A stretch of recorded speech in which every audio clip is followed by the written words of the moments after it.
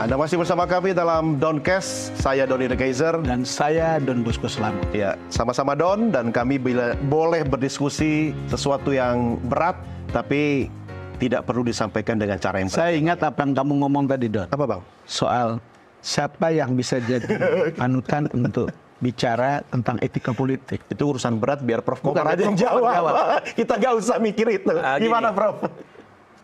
Pada satu masyarakat tradisional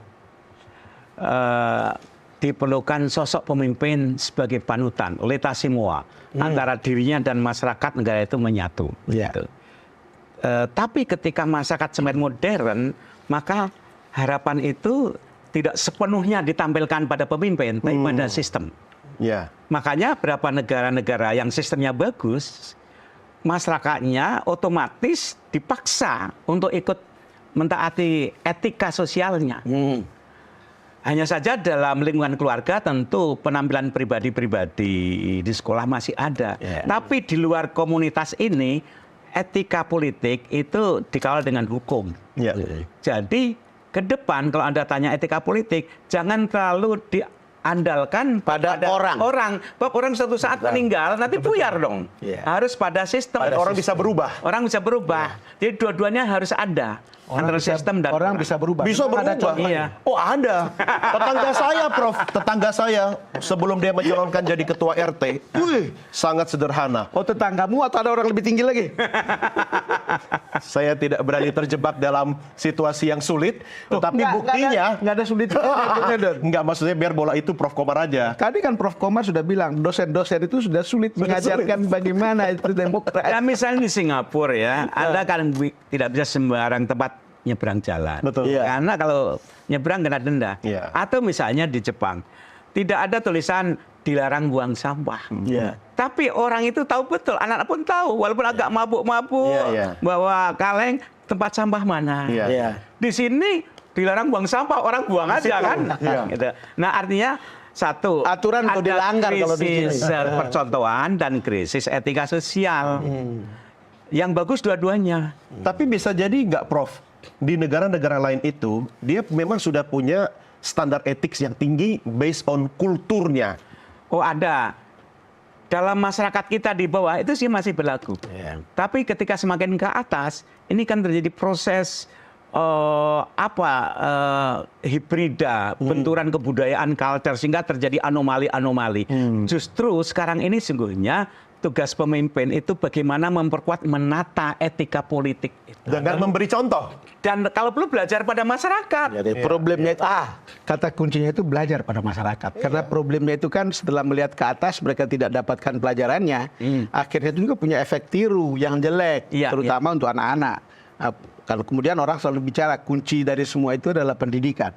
Cuman kita kemudian di dunia pendidikan kita juga berputar pada lingkaran setan yang masyarakatnya jalan seperti apa, politik dan penguasanya jalan seperti apa, itu ada kebingungan. Selama 10 tahun ini, saya kadang-kadang berpikir, ada nggak satu tema pokok yang bicara tentang revolusi mental dan pendidikan? Kan sudah pernah dalam pemerintahan pertamanya Pak Jokowi. Iya, tapi pertanyaannya, cuman hilang. apakah itu menjadi acuan tidak tentang karakter, pendidikan gitu? Saya pernah ingat ini, Prof, ini pribadi.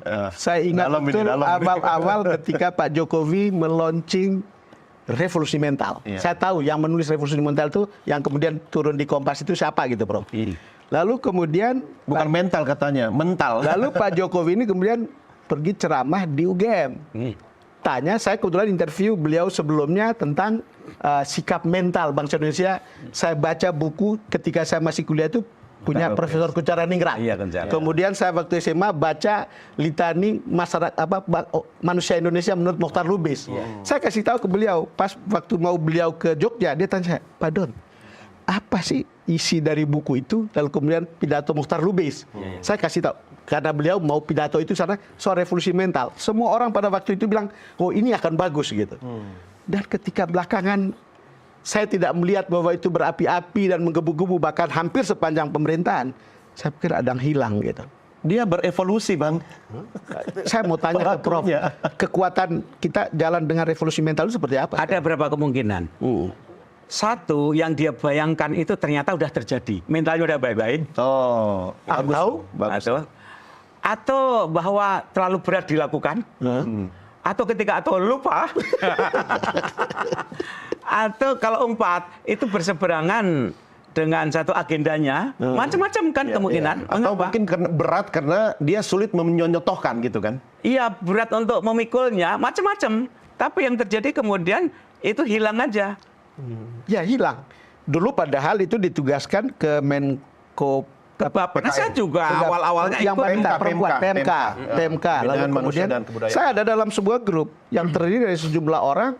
Namanya grup itu Remen, Revolusi Mental. Iya. Saya pikir-pikir, saya baca dari situ. Tapi kok faktanya seperti apa di Nah, lapangan? sekarang Gitu. Abang lihat yang di grup-grup itu sudah berubah belum semua? Sudah pecah-pecah grupnya. Jadi gitu. Saya pikir-pikir, loh orang Nggak tidak, jalan. tidak lagi dalam kesatuan berpikir tentang itu. Menghilang begitu saja. Mungkin seperti kata Prof tadi barusan. Saya dulu juga ikut di Bappenas. Tapi mungkin cara pandang kita salah. Ini sudah mengalami revolusi mental semuanya. Apalagi mau dilaksanakan gitu. Jadi udah nggak pas lagi dong, Prof. Hah? Isu itu sudah nggak, Sudah dilaksanakan. Jangan. jadi nggak perlu lagi ya. Atau terlalu berat, Prof. Antara kata dan melakukan revolusi Tapi- itu suatu khayalan. Amanat dari reformasi itu kan KKN. Salah satu sasaran referental itu memberantas KKN. Betul. Itu salah satu ukurannya. Iya. Nah, pertanyaannya adalah KKN itu berkembang atau menyusut atau hilang. Iya. Nah, kalau Menurut KKN berkembang, pengamatan Prof berarti gimana? reformenter itu berarti tidak mempan. Ya, Prof, Untuk ngamatinnya dijalankan. gimana? Dari pemberitaan, korupsi itu jumlahnya semakin besar. Makin besar. Iya. Sekian banyak laporan berita itu tidak secara tegas Iya. untuk diresponi oleh instansi yang berkepentingan, berkompeten. Kalau presiden ditanya, tanya menteri, tanya KPK, tanya ini gitu. Iya. Sementara yang masing-masing itu kelihatannya diam-diam saja kan Iya. gitu. Tapi Prof, saya jamin Pak. Bukan soal kan korupsi, soal nepotismenya. Soal nepotismenya, waduh itu sudah open book. Oke. Jadi tapi saya jamin ya. Tahu beliau apa yang mau sampaikan pesan? Sebentar, tadi kata Prof kan ini angkanya naik semua. Tapi saya jamin selama 4 hari dari tanggal 3 sampai 6 September, Iya. semua statistik itu membaik, menurun sejak Paus Fransiskus datang di Indonesia. Lupa dulu. Lupa. Tapi Paus kan tidak berdomisili di Jakarta, Prof. Dia akan kembali, ya kan, dalam tugas-tugasnya, ya kan, memimpin umat. Setelah itu, apa yang terjadi? Kita kembali kepada angka-angka yang buruk tadi, Prof. Ya dua kemungkinan sebagai Mesias ya.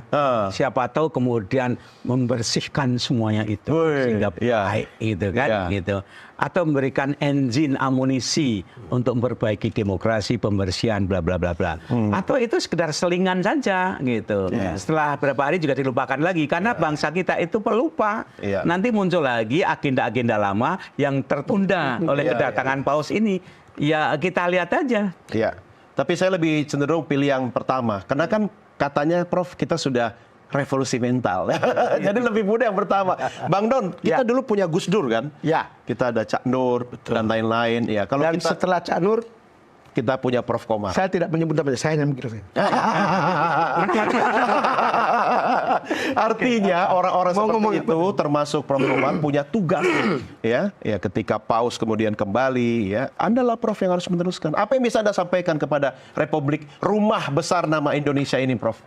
Satu ya, dengan segala kekecewaannya, saya itu gembira masyarakat kita itu masih terjaga kohesi sosialnya. Kedua, konflik sentimen isu antar agama semakin rileks. Cebong, kampret nggak ada. Kemudian antar partai politik itu secara ideologi semakin dekat, Pancasila, tidak radikal. Kemudian yang ribut itu kan menengah ke atas. Tapi mereka sekaligus juga paling educated, paling bertanggung jawab. Yang ketiga yang saya khawatir, kepercayaan masyarakat pada parpol, pada politisi itu turun. Ini ke depan harus perbaiki. Sebab kalau tidak, maka kemudian pemerintah yang dibentuk oleh parpol akan kehilangan wibawa. Daya imperatifnya kurang di mata masyarakat. Berarti harus ada yang Anda sampaikan, Prof, kepada kepala rumah tangga kita yang baru ini. Apa? Yaitu aktor lembaga yang paling punya akses memperbaiki bangsa ini adalah parpol. Karena parpol yang melahirkan DPR, parpol membentuk pemerintah, maka hendaknya parpol Melahirkan presiden juga. melahirkan presiden juga parpol. Parpol hendaknya membersihkan dirinya, mencerdaskan dirinya, merefilasi dirinya. Perbaikilah. Karena dia yang paling punya akses terhadap kekuasaan. Oke. Oke, Bang. Kenapa, Don? Sudah ngecas lagi hari ini? Iya. Saya ingin menyampaikan sesuatu, Don. Boleh. Enggak, saya merasa bahwa ketika Pop datang, ketika memuji soal keberagaman kita yang indah, dan saya pikir itu bukan sebuah pujian kosong. Itu adalah fakta yang sebetulnya teramat langka di dunia ini dan mestinya menjadi amunisi kita untuk kemudian mempererat persaudaraan. Ya. Yang sudah ada dipererat. Ya. Kemudian tadi simbol lorong, kemudian yang di pidato di Masjid Istiqlal, lalu kemudian pertemuan dengan imam besar Masjid Istiqlal dan berbagai kelompok agama.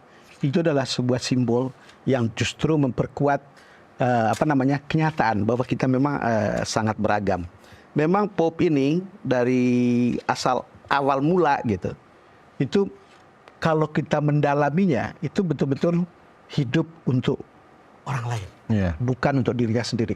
Mungkin susah untuk mengatakan dia sudah selesai dengan dirinya sendiri. Itu sejak dia memilih kehidupan sebagai imam, lalu kemudian dipilih sebagai Pop, pasti itu adalah jalan hidupnya yang asli gitu. Itu original. Ada pesan yang indah, kemudian saya ambil dari ini, pesan indah dari dia yang pernah kita baca dan saya kira banyak penonton yang sudah baca. Sungai itu tidak minum air mereka sendiri. Ya. Pohon tidak memakan buahnya sendiri. Matahari tidak bersinar untuk dirinya sendiri. Bunga tidak menyebarkan keharuman untuk dirinya sendiri. Artinya apa? Hidup untuk orang lain adalah aturan alam. Kita semua dilahirkan berempati, peduli untuk saling membantu. Dan itu salah satu pesan yang rasanya legend, banyak orang tahu. Iya. Oke, setuju. Dan mudah-mudahan diskusi kita kali ini mengingatkan kita tidak jadi maling kundang. Ya, Prof ya. Ini udah kayak rohani awal. Saya cuma mengutip, Kan kita semua di lorong, Prof, Iya. menuju ke satu titik. Iya. Bang Don kayaknya udah deket di titik itu. Level ma'rifatnya beda pasti saya gitu. Prof, dong makrifat. Baca tulisannya. Kita tunggu karya terbaru Prof ya. Saya sih berharap nanti pas ulang tahun Oktober, Prof, adalah sesuatu yang dilahirkan untuk mengingatkan kita semua, termasuk para imam-imam, bukan cuma imam di tempat ibadah tapi di rumah besar Indonesia. Oke, Prof ya. Prof Komar, sehat selalu. Sehat, makasih. Salam buat keluarga. Terima kasih, Prof. Makasih. Oke, baik pemirsa, kita akhiri sampai di sini.